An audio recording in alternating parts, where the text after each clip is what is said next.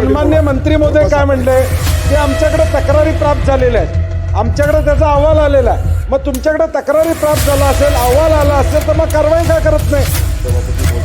त्याची या ठिकाणी चौकशी करू शकतो की त्याला ताबडतोब निलंबित करा आणि त्याला निलंबित करून ही चौकशी झाली पाहिजे.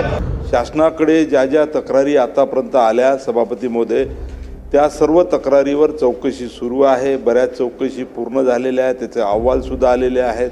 आणि मधल्या काळामध्ये सभापती महोदय यावरूनच जे आपण आता या ठिकाणी सुनील कुशिरे नाव घेतलं, त्यांची बदलीसुद्धा शासनाने केलेली आहे. त्यांना वाल्मीमध्ये पाठवलेलं आहे.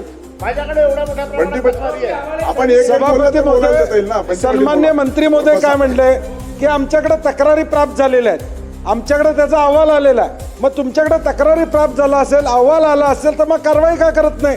आता एका तुमच्याच उत्तरात सभापती महोदय काय की ज्या कंपनीला लोकायुक्तांनी डिबार केलं, हायकोर्टानं चौकशी करा म्हणून सांगितलं, त्यांना प्रोटेक्शन दिलं जातं. कोण देतं? हाच व्यक्ती प्रोटेक्शन देतो ना, नाहीतर ती कंपनी परत पात्र कशी होती?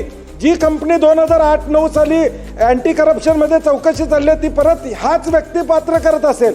आणि तुम्ही ऑन रेकॉर्ड आता सांगितलंय की तक्रारी आलेल्या आहेत, अहवाल आलेला आहे म्हणून तुम्ही बदली केली.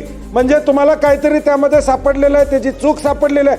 मग आमची मागणी रास्त आहे की त्या ठिकाणी जर अहवालात आलं, स्पष्ट आलं असेल तर तुम्हाला सस्पेंड करायला काय हरकत आहे? सर्व स्पष्ट म्हणणं आहे, त्यांनी मान्य केलं सभागृहात.